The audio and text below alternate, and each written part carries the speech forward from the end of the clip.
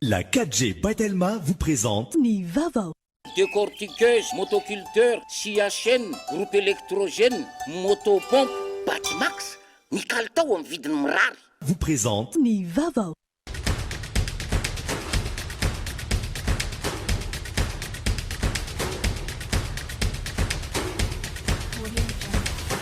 Noltranao ny fampalalam-baovao.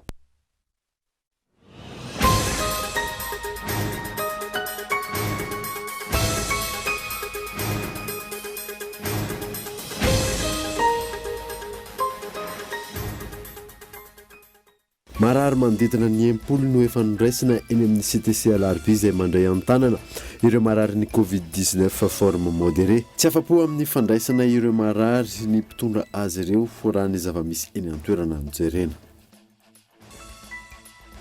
Mpitandro amin'ny filaminana manodidina ny 500 isa no ahetsika andro aman'alina ao Toamasina ampiatra ny fepetra entitra isorohana ny fianaka ny vanin'aretina Covid-19. Tsy andefitra amin'ireo mini mandika lalàna izy ireo raha ny fantatra. Lehilahy iray mpisoloky milaza ho mpiasan'ny ministeran'ny fanajariana an-tany sy ny asa vavety no voasambotra ary adiadiana amin'ny sampana fikarohana elokabevavy eny fiadanana ankehitriny. Orinasa iray no efa fantatra fa nazahoany volafolo tapitrisa ariary. Nivoaka ny 30 volana martsa teo indray ny didim-pitsarana avy amin'ny filaikevim-panjakana manafoana ny anaran'ny kandidalany tamin'ny fifidianana kominaly Nosbe. Tranga izay mamofopofona kolikoly ka mahatonga ny fanokafana fanadinina.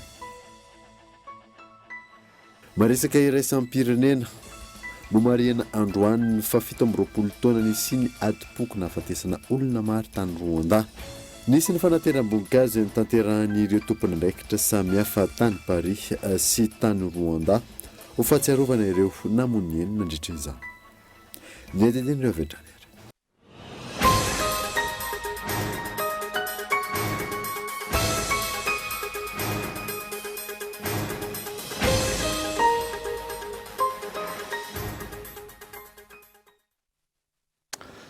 Finaritra tompoko lahy sy tompoko vavy fotoana vaovao eto amin'ny Kultivika manasanao anaraka izany hatramin'ny farany.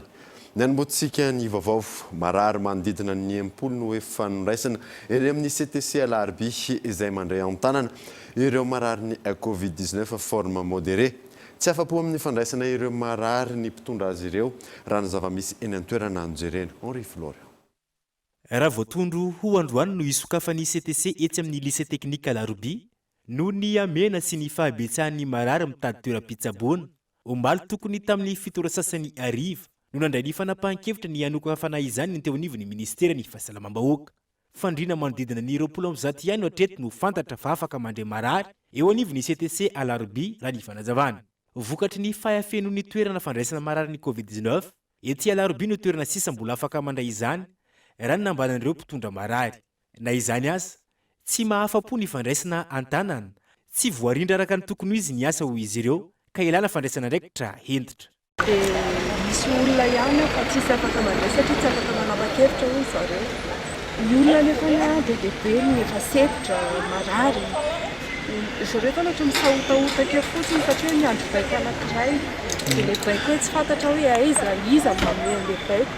Misy salina feno dia hoe ny andro lakile any amin'ilay tompon'andraikitra nefa tsy hita izay misy anazy. Ny eo marary, mety sepitra, tsy hita dia tsy mahafa-po izany ilay izy.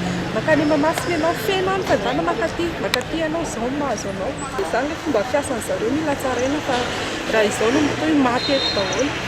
Satria izay mahatonga aty manana marary.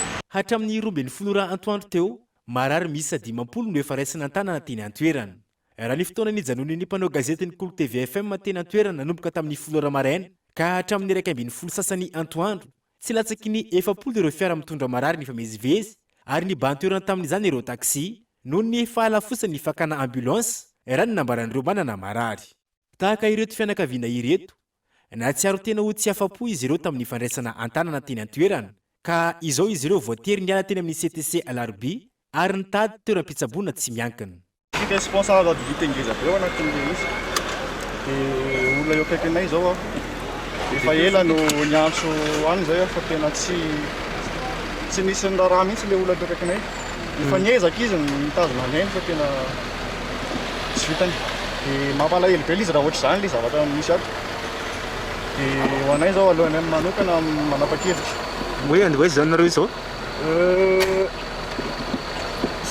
mbola tsy hay hoe izay manaraka ny ambulance tia dia izay nanamafy ireo tompon'andraikitra teny an-toerana fa tsy maintsy hitarina ihany ireo toerana fandraisan'ny marary izay ahina ho feno anatin'ny fotoana fohy misy marara any amin'ny dimanjafolany zao anatin'ny centre amin'izao fotoan'izao tsika mikasaka izao zany ndala tamitarana izay amin'ny prévision ny 250 à 261 no isan'ny olona izay afaka raisiny ty fa manikitra tsy maintsy sokafana zany izy dia sokafana fa le bâtiment fa zany mbola fametrahana an'le fandriana sy concentrateur zany izao fotoan'izao ireo fanafody ho an'ny covid-19 ihany no memem-pona eny an-toerana raha ny fanazavana fa ireo fanafody hafa ireo marary no mividy izany covid no manatao fa ny madisy efitra ndraika dia rehefa marary izy dia tonga dia niaretaka matory no eritreretiny hoe raisina tamin'ny sabosanjato fa ny covid ny sabosanjakana raha misy aretana mitaiza aloha dia niaretana mitaizanao hoe fa inao no mihinana fanafody an'izany no fanafody zany ao anatin'izay covid zay rehefa misy be ianao dia tokony promotion ianao tokony misy CVO eny asa so na zerima dia misy manibisisy dia misy vitamine C dia misy zinc raha tsy ampy izay dia tonga dia midirana anatin'le pejin'resahako teo hoe izao zavatra tsy azonay atonao mihitsy hoe sesy betatsy mandray zamana zay fanafody zay ampafany manao an'le fanaramaso zany hoe ny antonatonga ny mbatsy nazo le tom-pahasalamana velo tsy manana fanafody zany ka mantoventana saina fa raha tsy mahazo an'izay feedback na tamberina avy any amin'ny vahoaka zay dia tsy afaka manao action zany satria ty aminay sur le papier taratasy izy mandeha tsara fa le fiantraikana an'le vahoaka iny zany mijerena hoe tena misitraka ndraika le vahoaka satria tsara hatrany ny mampatsiahy fa araka ny fandaminana napetraka eny anivony CSB2 no andraisina ireo marary maneho ny forme simple ary eny anivony CTC no andraisina ireo forme modéré raha toka ka eny anivony hôpital lehibe kosa no andraisina ireo tranga misy fahasarotana na ny forme grave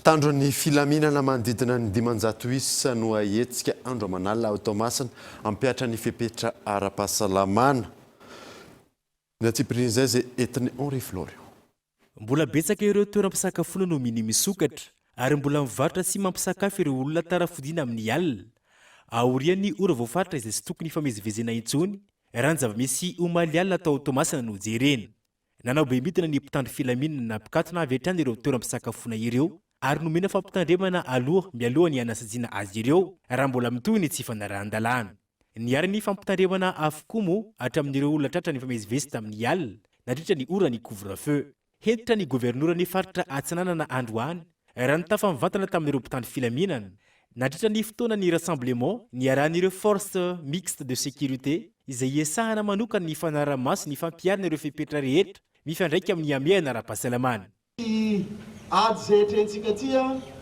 dia araka ny nambarany filoham-pirenena fa dia ady amin'ny fahavalo tsy hita maso noho izany dia mila paikady entitra kokoa mila fepetra entitra kokoa ary mila fomba fiasa mirindra kokoa ka zay indrindra no ankaherezana antsika rehetra na ianareo lehibe mpitarika zany na ireo miaramila izay eny amin'ny kianja mba ijoro sy anatanteraka ao agnatin'ny professionnalisme sy rigueur ny fampiarana ny fepetra rehetra zay voalazany filoham-pirenena tamin'ny asabotsy ariva lasa teo zany manodidina ny 500 isa ireo mpitandro filaminana mandrafitra ny force mixte de sécurité ho an'ny Tomasina manokana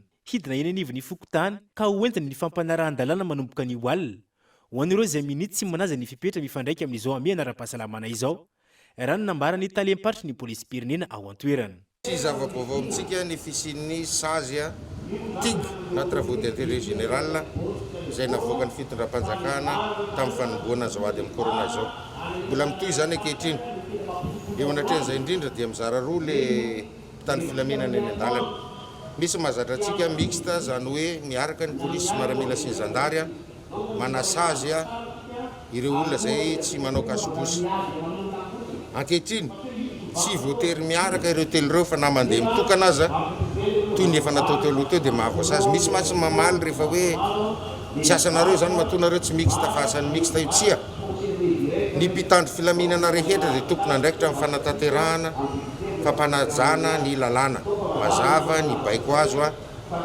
tsy fanometsitsika raha ohatra ka tratran'ny famafana lalana ianao aza mietrehatra hoe mihaja dia za tsy hamafanalana tsy izay ankoatra ireo efa ampierinasa avokoa ireo sakana miisa 10 mamaritra ny faritra atsinanana amin'ireo faritra mifanolobodirindrina aminy izay isahana ny sakana ara-pahasalamana sy sakana hitandrona ny filaminana ho fanatenterana ny toromarika ny filohan'ny Repoblika ny Madagasikara.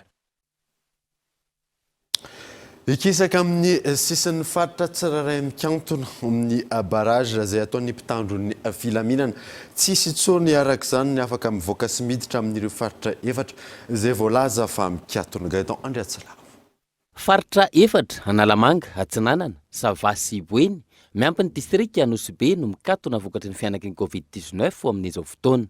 Ireo zany dia mikatona tsy misy fitateram-bahoaka na zotra regional na zotra national miditra mivoaka na mandalo amin'ireo faritra ireo mikatona tanteraka ireo. Faritra efatra zany no mikatona ao anatin'ny faritra 12. Mbola mandeha ny zotra izay misy ao anatin'ireo faritra ireo saingy voafetra ho 3 amin'ny minibus toy ny Mazda ary 4 ho an'ireo Sprinter. Mbola mandeha ohatra ny fiara makany Mahitsy na any amin'ny distrikan'ny Manjakandriana na Anjozorobe ho an'ny eto Antananarivo. Tsy azo atao an'ireo zotra nasionaly amin'ireo toerana tsy mihiboka ny mitondra olona hatreo amin'ny barazy amin'ny toerana mihiboka. Dia tsy azo ny atao no mitaona olona ohatra hoe avy any Toliara izy ka hitaona olona hatreo amin'ny barazy eo Atsinjono satria tsy manana alalana izy na tsy misy ny lisanse Toliara Tsinjono, tsy misy koa ny lisanse Ambatondrazaka hatreo Anjiro ohatra. Fa any amin'ireo faritra tsy mihiboka dia azo atao tsara ny miasa, malalaka ny asa-pitaterana fa mifandraika amin'ny fahazaon-dalana zay ananan'le fiara. Fa tsy te ahita mihitsy atsika hoe hisy fitateram-bahoaka mitaona olona hatreo amin'le toerana misy an'le barazy. Raha manana Antsirabe ohatra anao, Toliara Antsirabe na Vangaindrano Antsirabe, hatreo ihany ianao dia eo anao mijanona, zay azo atao zay. Tapitra omaly ny fepitona ny mena ireo olona mody, saingy mbola misy any an-dalana ho an'ireo izay avy lavitra, ka izy ireo no afaka miditra raha voamarina ao anaty taxibrosy ny fotoana ny aingany. Malalaka kosa ny fitateran'entana. Ireo dia tsara marina fa olona 3 ihany no ao anatiny. Ary ireo olona 3 ireo tsy mpandeha akory. Ary eto moa zany efa mahafantatra mpitambon'ny filaminana fa ho amarinina tsara hoe mpamily mpanampy ny mpamily. Le mpanampy ny mpamily zany mila manana taratasy amin'ny tompon'ny fiara hoe ty le mpanampy ny mpamily ary tsy miovaova io mpanampy ny mpamily. Tompon'entana ny fahatelo. Tompon'entana zay voamarina tsara hoe tompon'reto entana ato reto ty olona ty manana ny taratasy ara-dalàna.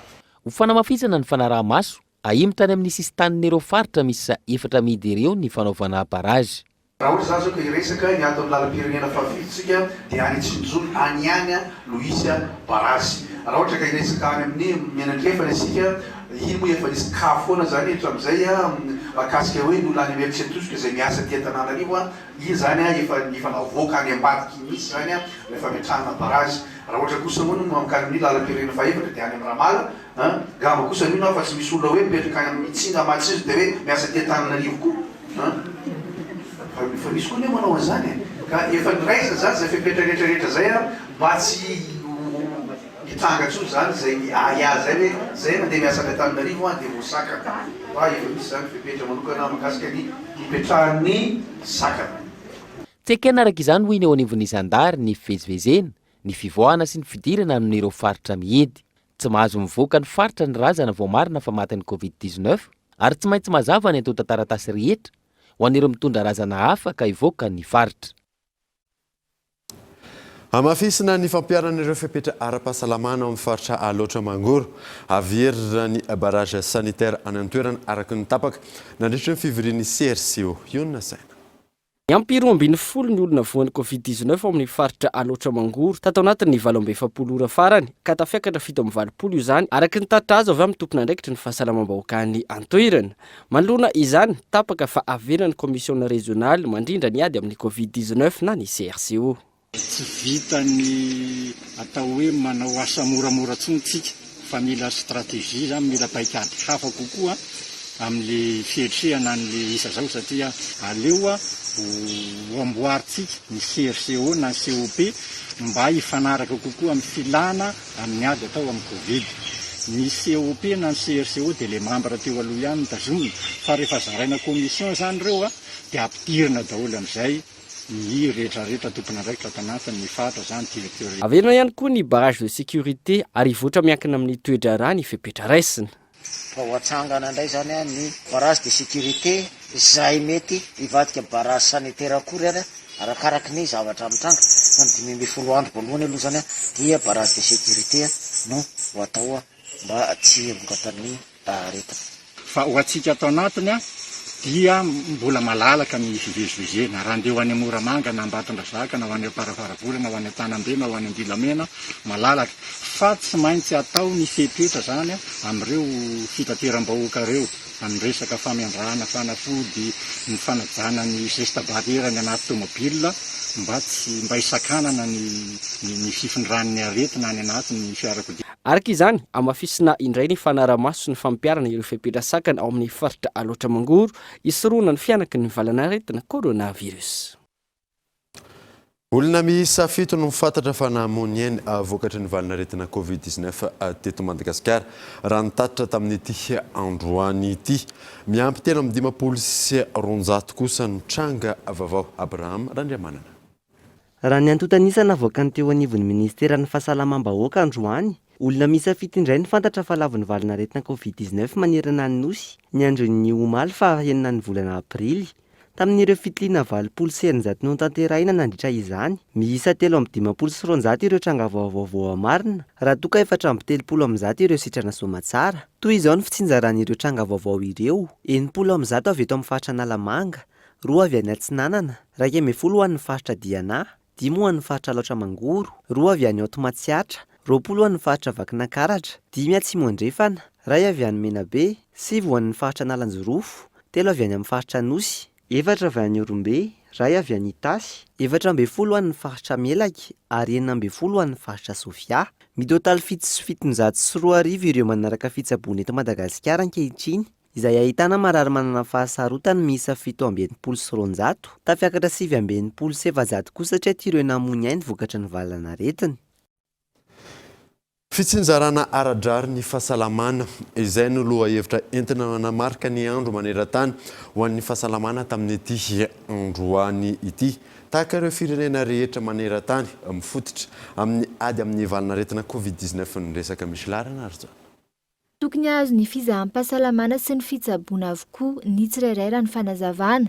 Tanjona raha ny fanazavana ny ministry ny fahasalamam-bahoaka ny ahafahan'ny olona rehetra manantona tompo-pahasalamana. Ny fitsinjarana aradrarina zany dia makasika ny fahafahan'ny tsirairay avy misitraka ny tolotra ara-pahasalamana sy ny toana ara-tsosialy ary izany dia mamaly tsara ny fanatanterahana ny velorano fahadimy izay napetraka ny filohan'ny Republika ka paikady entina mahatratra ny fandrosoana maharitra eto amin'ity tanindrazantsika ity. Miady amin'ny fiparian'ny valana aretina Covid-19 ny firenena rehetra manerana n'izao tontolo izao, isan'izany i Madagasikara. Raha tsy ivona toeram-pitsaboana maro eto an-drenivohitra no nisikafana entina mandray ireo marary ny Covid-19 fa eto amintsika. Fa anatin'ity Covid-19 ity zany rehetra zany dia tsy misaraka ihany amin'ny fijerena manoka ny isam-batan'olona ao anatin'ny ady ary manome ny tolotra ilainy arakaraka ny aretina izay miseho eo aminy. Ka dia ankehitriny dia tsy lava-tary mihitsy fa ny tena zava-dehibe zany dia ny fanosongadinantsika ilay hoe fanajana ary fiarahantsika manome tolotra ny olona ao anatin'ny ady amin'izao covid izao izany ka dia amin'izay fotoana zay dia mazava ho azy fa ny tolotra anatina atsika isika dia misitraka ny amin'izany tolotra izany. Ratsahivina Mariana androany 7 aprily ny andro maneran-tany momba ny fahasalamana entina manamarika ny andro ny foroana ny fianakaviam-be maneran-tany momba ny fahasalamana na ny Organisation mondiale de la santé. Lohahevitra entina manamarika izany ny hoe fitsinjarana ara-drary ny fahasalamana na ny équité en santé. Lafa-mavao hafa kosa indray dia raha mpitsoloana tanteraka fianianana ireo mpikambana vaovao andrafitra ny HCC etsy Amboda. Afaka vidiana ho filohan'ny ity androm-panjakana ity avokoa ny ray amin'ny izy 5 menada raha nambaran'ny pailalana iray Henri Florio. Ho tanterahina ara-pitsalaka misy ny lalonana ara-pitsarana hanaovan'ireo mpikambana vaovao misy 5 menada mandrafitra ny fitsarana avo momba ny lalam-pandroenana ny HCC ny fianianan'izy ireo etsy Amboida. Tsy misy fepetra manokana izay ho filohan'ity androm-panjakana ity fa ireo mpikambana rehetra no azo fidiana ho filohan'izany HCC izany avokoa raha ny nambaran'ny mpahalalana. Fepetra manokana apetraky ny lalàna na ny lalam-pandrenana mikasika ny hoe fifidianana izay ho filohan'ny fitsarana mbola lalam-pandrenana izay. Ny any apetraky ny lalàna dia ny hoe ny mpikambana eo amin'ny fitsarana mbola lalam-pandrenana no mifidy izay ho filohana izany androm-panjakana izany. Izany hoe azo heverina fa ireo mpikambana anankisivy ao anatin'ny fitsarana mbola lalam-pandrenana dia samy afaka amin'ny tanany izay andraikitry ny filohan'ny fitsarana mbola lalam-pandrenana izay avokoa. Zareo ihany no manapaka hoe ahoana ny fomba anaovana ny fifidianana sy ahoana ny fepetra atao mandritra n'izay fotoanan'ny fifidianana izay. Matetika moa dia fivoriana anatin'ny fitsarana mbola lalam-pandrenana no anatanterana izay fifidianana izay ka tsy dia misy mahafantatra loatra mikasika ny mety fizotrany ao anatiny ao ny aty ivelany fa ny azo antoka dia hoe tsy maintsy ao anatin'ny fanajana izay mangarara sy demokrasia izay amin'ny ankapobeny no fomba anatanterana izay fifidianana ho filohan'ny fitsarana mbola lalam-pandrenana izay.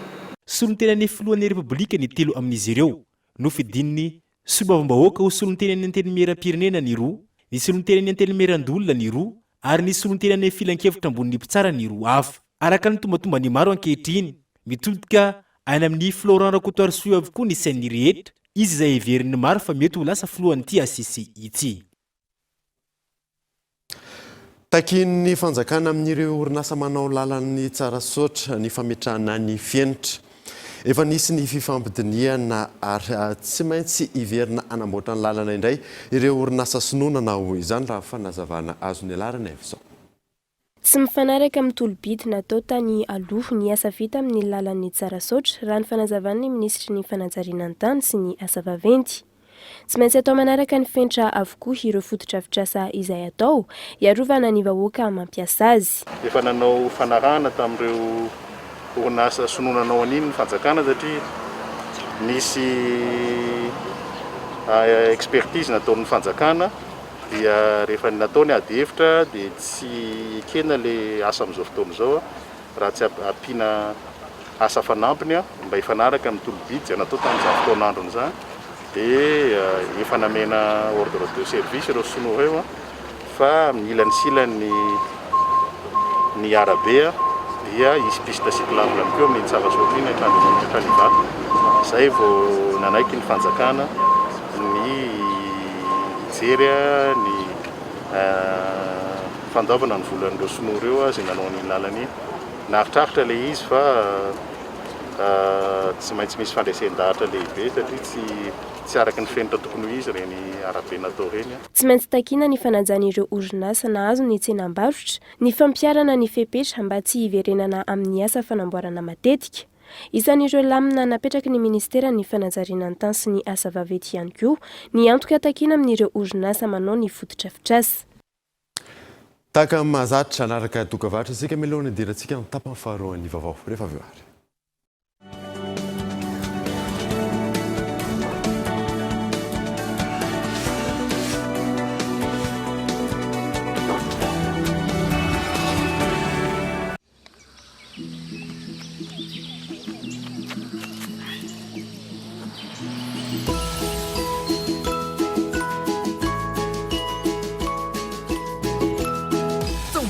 VIP miaraka amin'ny Canal Plus. Loka maro no miandry anao zay anao abonnement na réabonnement.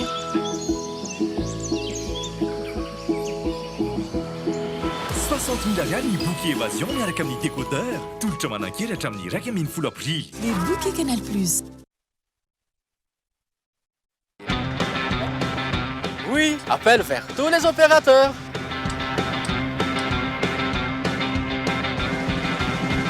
Oui, appel à l'international inclus.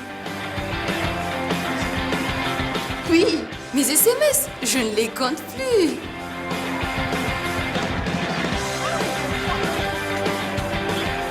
Et oui, l'Internet à la vitesse 4G. 0,5 arrière par seconde vers FAF et Club First. 1 arrière vers Telma et 3 arrière vers les autres opérateurs. Vous aussi, soyez First. À partir de 10 000 arrières, First Premium. Et découvrez toute la gamme First sur www.telma.mg ou rendez-vous en Telma Shop. Telma, Safidque numéro 1 Malagasy.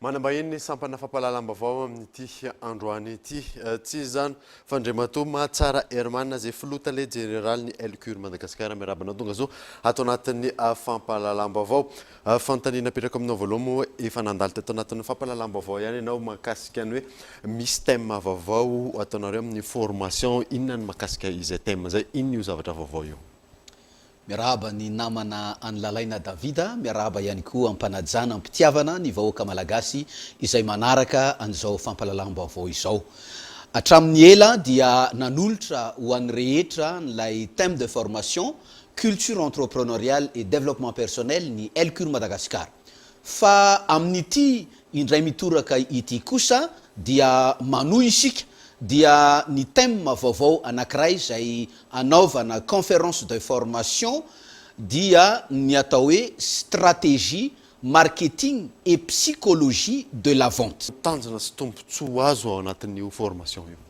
Ny tanjon'ny mpandray anjara amin'ity formation ity dia misy telo ngeza be. Mialohany anazavako ny tanjona nefa dia tsara ny ampahafantarana an'ireo olana sedrain'ireo zay mpandrara ireo manana orinasa manana activité manana tsena zay misedra olana amin'ny tsy fandehanany varotra mety ho zay ny fijerina noho izay fahitanany zay olana zay no mahatonga ny Elcure Madagasikara anolotra vahaolana ho anareo zay misedra olana amin'ny tsifisian'ny mpanjifa ny servicenareo na ny clientnareo ny voalohany dia ahatonga ny mpandray anjara tsiraray avy afehy tsara ny fomba fitadiavana sy ny fomba ahitana mpanjifa ividy ny servicenao na ny entam-barotrao mifanaraka amin'ny vidiny tokony ivarotanao ny entanao ary amin'ny fotoana izay tokony halafosanao ny entanao zay ny tanjona voalohany ny tanjona faharoa zay tombotsoan'ny mpandray anjara dia ahatonga ny orinasa tsiraray avy na olombelona tsiraray avy zay mandray anjara amin'ity fiofanana ity afaka anatratra tsara ny tanjona ara-barotra apetrany na ny hoe objectif des ventes zay apetraka ao dia ho tratranao ara-potoana ara-dalàna araky ny chiffre zay tianao amin'iny entam-barotra iny ary ny fahatelo farany dia ahatonga ny mpandray anjara tsiraray avy ampitombo ny chiffre d'affaires eo amin'ny orinasany eo amin'ny tsenany eo amin'ny activité zay ataony mety manao BTP ianao dia afaka ampitombo tsara ny chiffre d'affaires anao noho ny fisian'ny client azadiny fa tsy maintsy ny mpanjifa no mitondra ny vola ao amin'ny orinasa tsiraray avy ko raha toy ianao ka manana orinasa kanefa tsy manana client manana entam-barotra kanefa tsy manana client azadiny fa itotongana ary mety afara amin'ny fikatonana izany orinasa izany efa nilazainao kely teo ihany fa afaka mafisinao ve ireo cible anao an'io formation io ny kendrena andray anjara amin'ity fanofanana ity dia ho an'ireo olona rehetra izay efa manana activité manana orinasa izay tianao ka hampitombo ny abetsaky ny clientnao ary ampiakatra ambony de ambony ny chiffre d'affaires eo amin'ny orinasanao. Ianareo mihitsy no tena andraindraina andray anjara satria vaolana ho anareo ity formation stratégie marketing et psychologie de la vente ity. De rovina sy rovina ary ny fanatanterahany formation io dia ahoana ny azahoananareo? Raha maniry andray anjara amin'ity fiofanana ity ianao andoavam-bola ny fiofanana tahaka ny fiofanana rehetra izay natolotra hatramin'izay ary tsy ho anenenanao mihitsy dia ny daty anatanterahana ny fiofanana ny alarobia fa 14 sy ny alakamisy fa 15 ny volana aprily ho avy izao. Ny toerana anatanterahana ny fiofanana dia ao amin'ny restaurant tsik eo Ambojatovo no anatanterahana ny fiofanana. Raha maniry andray anjara ianao dia manasanao aho mba iantso ny laharana antarobia izay omeko mba ahafahanao misoratra anarana mialoha satria voafetra ny toerana. Noho izany dia tsy maintsy misoratra ny miarana mialoha ary aza mangatakandro ho amin'ny fisoratana anarana ny 034 20 208 12 034 20 208 12. Miantso an'io laharan'io ianao ary mandray ny fanazavana fanampiny izay tianao azo ary rehefa avy eo dia misoratra anarana mialoha mba ahafahanao afaka mandray anjara amin'io fiofanan'io ary veloma hatreo ny tsy fisiny client na ny fidina ny chiffre d'affaires na ny fahaverezany investissement izay nataonao ho amin'ny fanangananao ny orinasanao. Ankasitrahana no vahiny tato anatin'ny sampana fampahalalam-baovao tamin'ity androany ity sy nitondra fanazavana mahakasika ny izay formation izay tanterahanareo amin'ny Elcure Madagasikara zay. Zay mahakasika niny fa lehilahy ray mpisoloky milaza ho mpiasa ministera ny fanajariana ny tany sy ny asa vavety no voasambotra ary adiadina eny fiadanana ankehitriny. Orinasa iray nefa tratrany ary nazahoany vola 10 tapitrisa ariary. Ionona say. Ny zoma 2 aprily no nametraka fitoriana teny amin'ny sampana fikarohana eloka be vavy eo anivon'ny gendarmerie pirenena fiadanana ny ministera ny fananjariana ny tany sy ny asa vaventy sy ny ministra Andriananarivelo Adzo no ny raharaha fisolokiana sy fisandohana andraikitra nataona lehilahy assistant parlementaire iray. Milaza ho mpiasa eo anivony ity ministera ity izy ka afaka manome tsenam-barom-panjakana ho ana orinasa iray izay efa nakany vola. Ny tsenam-barotra mahakasika ny fanamboarana lalana fandrakofana pavia ny lalana amin'ny 20 kilometatra eny amin'ny commune Ambatofahavalo Antananarivo Atsimondrano.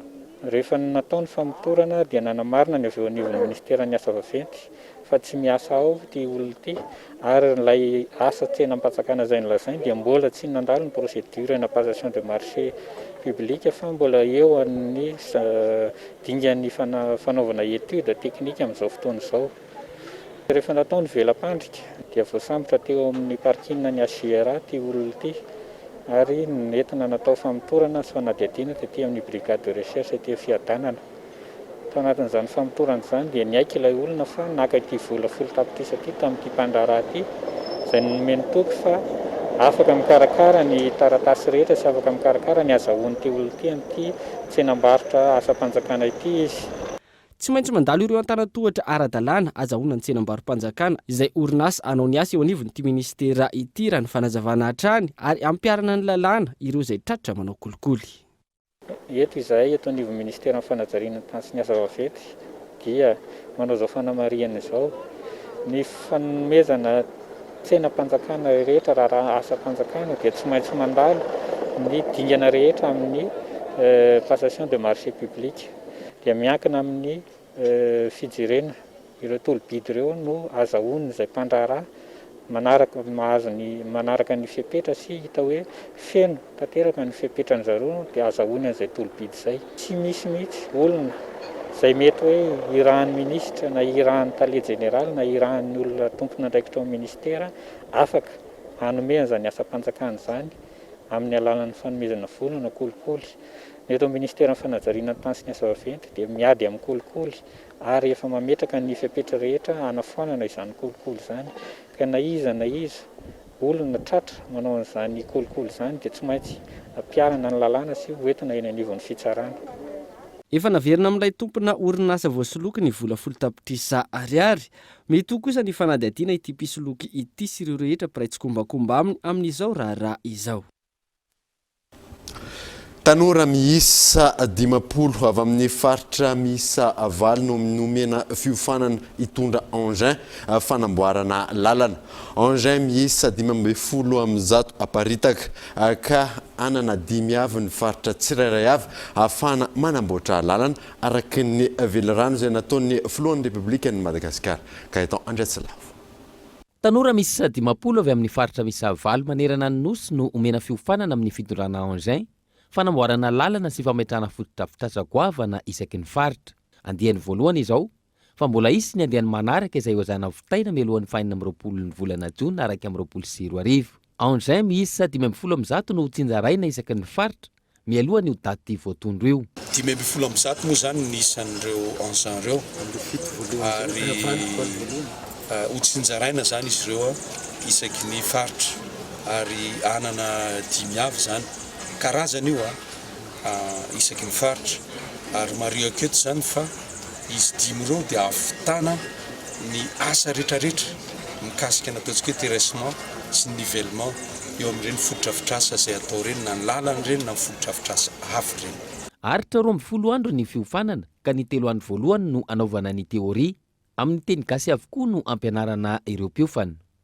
Rehetrarehetra moa zany test théorique misy ny test pratique surtout satria ny mpianany amin'ny terrain antsika tena manao azy dia manao izy tena maximum anay zay mampianatra rehefa mandray le olona dia manao évaluation zay dia rehefa feno critère dia zay izy ho certifié. Ny alohan'izay moa zany resaka hoe fahasalamana, ny aptitude médicale sy ny niveau intellectuel zany fa ny tena zava-dehibe tamin'izy koa dia navadika amin'ny teny gasy zany azo amin'ny rehetrarehetra mba tsy ho vazaha mpampianatra fa tena formateur certifié malagasy avy any Caterpillar mihitsy dia gasy amin'ny gasy mifampiresaka mazava tsara fa tsy hoe vazaha amin'ny teny anglisy na amin'ny teny ana dia mizata tsy azo ny sisisy. Taoriny ny fanaovan-tsony fiaraha-miasa izay nitanterahana omaly ny rosa avy hatrany tamin'ny fampiofanana ireo tanora ny tompona andraikitra. Mariany etona fa ireto ataontsika hoe projet ity indrindrandrindra projet de formation io dia misy mihitsy ny référentiel métier et compétence hoe faritana aloha inona ny atao hoe conducteur d'engin voafaritra daholo zany mitoetra manokana ny compétence ananany. Rehefa avy eo misy référentiel de certification sy évaluation hoe inona daholo ny zavatra tombanana mba ahazonitra zareo zany manana le titre hoe conducteur d'engin. Ireo document référentiel reo dia afahana manao an'le formation fanindroany, fanitelony, faninefany arak'izay ilaina. Tanjona ny ampanananasa ireo tanora sy ny fanatanterahana ny velirano nataon'ny filoha amin'ny fanabeazana sy ny fampiofanana ny rehetra, ny fampanananasa ary ny fampiasana ireo fitaovana moderna eto Madagasikara ho fampandrosoana ny faritra tsirairay avy. Mitohy hatrany ny fitakian'ireo orinasa mpanao lalana miisa 200 ny taona 24 izay mbola tsy nandray ny tambiny volan'izy ireo hatramin'ity androany ity. Efa maro izy ireo ny dingana natao saingy tsy nazahoana valiny mahafapo izany hatreto. Fanampanazavana. Tsy mety aminay intsony ny teny taminay ny DG-ny trésor hoe tsy misy antony tsy pihena ny volanareo nefa eto zay dia velom-panontaniana ary velonay aho hoe inona marina ny antony tsy andavana ny volanay. Miseka efa ao amin'ny trésor afa mambolana maro velom-panontaniana zay ary velonanay hoe mbola ho tokoa ve le vola ka miangavy anareo olon-dehibe ray aman-dreny eto amin'ny firenena mba jereo ny olana mianjady an'reto mpandraraha malagasy misehatra amin'ny fandrarana fanatsarana ny lalam-pireneny reto. Lalam-pirenena izay azo atao hoe ratsy voakojakoja ny asa izay nataon'reto entreprise reto fikojakojana ny lalana dia isan'ny ezaka lehibe amin'ny fampivoarana ny toe-karem-pirenena malagasy.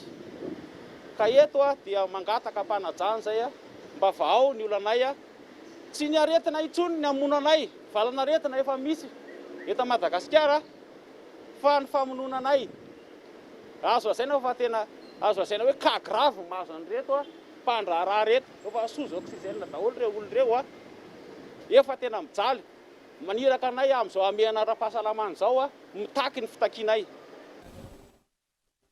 lafa mavaoafa kosa indray dia nivoaka ny 3 martsa lasa teo indray ny didi-pitsarana avy amin'ny filan-kefim-panjakana manafona ny anaran'ny candidat lany tamin'ny fifidianana communaly Nosbe tranga izay mamofopofona kolokolo ka natonga ny fanokafana fanadidina ka itao andretsalavo. Ny volana Desambra 2024 no nivoaka ny didi-panjakana namoaka ny anaran'ny lany tamin'ny fifidianana communaly tao Nosbe. Ny fatelopolo ny volana Martsa 2024 lasa teo nivoaka indray ny didi-pitsarana nanafoana io voka-pifidianana io no nifangatahany kandidat mpifaninana iray. Raha tsy ivony tahaka izao ny fifidianana ben'ny tanàna tao Nosbe ny fa 17 ny volana Novambra 2024 miisa 17,730 sy 4 alina ny mpifidy voasoratra anarana tonga ny fidy 5,730 sy ray alina ka nanome ny tany mpifidy 2,20 isanjato. Vato fotsy 3,10 vato maty 300 vato manankery 2,770 birao fandatsam-bato misa 7,20 amin'ny fokotany 2,70 no hita tao Nosbe ka ireo no nifaninana ny kandidat ho ben'ny tanàna misa 5 raha nivokatra vonjy-maika azo tamin'ny SRMV sy ny CED tao an-toerana tamin'izany fotoana tamin'ny birao fandatsam-bato 100 isanjato nahazo vato 2,350 izay nahazo salanisa 2,50,320 isanjato ny kandidat Vita Gilbert isika rehetra miaraka amin'ny Andry Rajoelina. Ali Abdou vovonan'ny Aomby Mazavalo nahazo vato 4,530 izay nahazo salanisa 4,30,420 isanjato. Dael Tiandrazana avotantsika Nosbe nahazo vato 7,500 izay nahazo salanisa 10,120 isanjato. Moa Claude Angelo moa Nosbe Mandroso dia nahazo vato 5,300 izay nahazo salanisa 3,20 isanjato. Ary Andriamasolo Christian Nosbe Mandroso dia nahazo vato 2,200 izay nahazo salanisa 2,420 isanjato. Nisy tamin'ireo kandidat nanao fitoriana tany amin'ny tribunal administratif tao Antsiranana ka resy napiakatra tany amin'ny fitsaranany tampony Conseil d'État Antananarivo ka izao nivoaka izao ny didy vokany maty avokoa ny vato azo ny kandidat Ali Abdou vovonan'ny Aomby Mazavalo sy Vita Gilbert ankoatra ny tamin'ny birao fandatsaham-bato iray. Manoloan'izany tsy makasitraka ny ankamaroan'ny mponina ao Nosbe ka ina itarika akorontana tsy tokony atao tsinotsinona ny safidim-bahoaka hoy izy ireo. Fangatahana nefo zay ataon'ny conseil zegny mba miangavy mpitondra fanjakana afahampy zavatra mahazo zahay ato mikasika ity Covid-19 ty mba miangavy aza korontany ndraiky zegny ny tanànanay fa izy koa misy ny raha hitandreo hoe ke tsy normaly ato mahita bureau de vote marobe karaha zegny maty aleo mipody ny fifidianana ty. Miangavy zay izahavana rozo tsara fa tsao isian'ny korontagna eto Nosbe satria fa anisan'ny fasahirana amin'ny valagnaretiny ity mbola io koa raha azonay eto dia miangavy mba ho zahagna malakilaky zay olona mikasiky zay tranga atao commune urbaine Nosbe zay fa mba nivoafidim-bahoaka apetraka no apetraka eo amin'ny toerana zay tokony sahaza azy. Raha ny loharanom-baovao azo misokatra ankehitriny ny fanadihadiana no izy mamofopofona kolikoly. Raha toka vao marina ny fisina kolikoly mety hitarika hatrany amin'ny fanesorana ilaina moka ny didy tsy ho isan'ny mpitsara intsony raha ny loharanom-baovao azo hatrany. Tao amin'ny Facebook no nanome fotoana ireo mpankafy ny Star Tour ny orinasa Star tamin'ny fetin'ny Pasika lasa teo. Tratra ny tanjona napetraka ny ekipan'ny Star Tour tamin'ny fanentanana ny olona ijanona any an-trano ary hiaina mivantana ny ambiansa mahazatra. Michel Arana Arzona. Niavaka ny fankalazana ny Pasika tamin'ity taona ity ny mpankafy indray no nampiatrano ny Star Tour Pasika. Ambiansi telo samihafa ampikirakira Facebook mihoatra ny 5,900 alina no voakitika ary olona 420 nahazo loka no azo amehezana ireo fampisehoana natolotra. Petsy Facebook miisa 3 no nifandimbina andefa mivantana ireo fampisehoana. Ny aro-tena no sady nisitraka fampisehoana miavaka. Ireo nanaraka ny Star Tour tamin'ny Facebook raha ny fanazavana. Ny fotoana toy itony andro fety toy itony moa tena fotoana ferana ny pakafy ny vokatra star rehetrarehetra miaraka amin'ireo tapaka sy namana eny amin'ireny toerana fanatanterahana star toy ireny isan-taona kanefa no miame ara-pahasalamana izay manakana ny fierana olona maro dia voatery ny tsy natao na ato aloha ireo star toy rehefa mahazatra ireo so ihany fa misy ny tambajotra ara-tsosialy tahaka ny facebook ahafahan'ny star sy ireo vokatra star mifandray hatrany miaraka amin'ireo mpankafy azy samy any an-trano dia izay ny antony natanterahana andreto andro anankiroa na fampisehoana maimaimpona ireto natao star tour live digital izy ity. Samuela Sitansimena no nisantatra ny seho mivantana tao amin'ny pejin'ny THB Madagascar officiel ny hariva ny alahady fa 4 aprily izay narahany olona mihoatra ny 2 alina. Ilay star tour natao live tamin'ny pitonty live hafa kely izy ity zany dia hitako hoe mahafinaritra aloha ny initiative na dia eo ary ny zava-mitrany amin'izao zany mba tsy mahafaka manome fahafapoan'ny vahoaka foana na izany na tsy izany. Tsy nanakana ny fizarana hafaliana tamin'ny fetin'ny Paska ny fisiany ame anara-pahasalamana.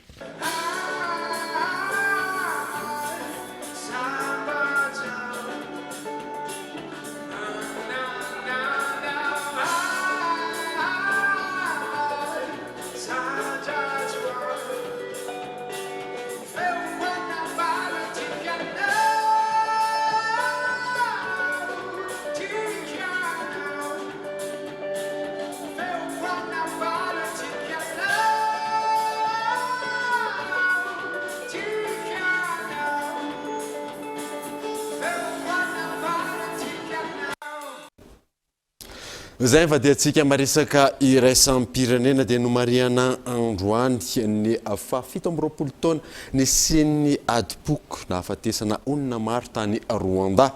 Nisy ny fanateram-boninkazo izay nitanterahany ireo tompon'andraikitra samihafa tao Paris sy tany Rwanda ho fahatsiarovana ireo namoniainy nandritra izany fanadina. Mahery ny valohetsy ireo mponina tany Rwanda namoniainy vokatra ny fisian'ny adipoko tany an-toerana ny taona 477.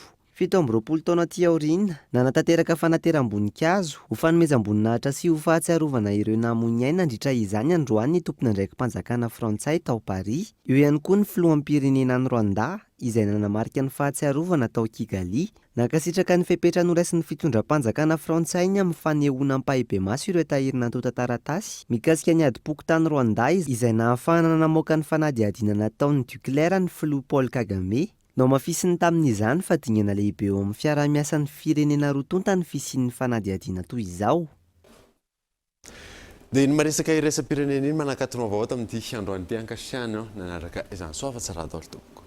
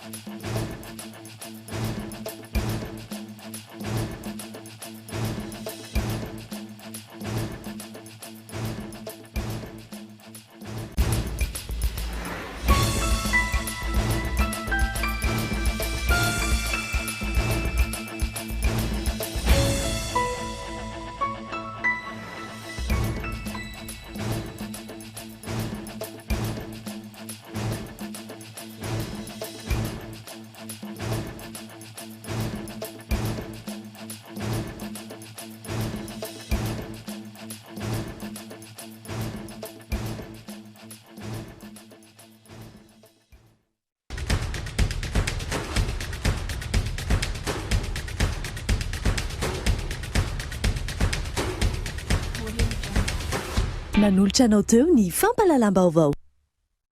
Décortiqueuse, motoculteur, scia chaîne, groupe électrogène, motopompe, Batimax, ny kalitao amin'ny vidiny mirary. La 4G Batelma vous a présenté Ni Vavao.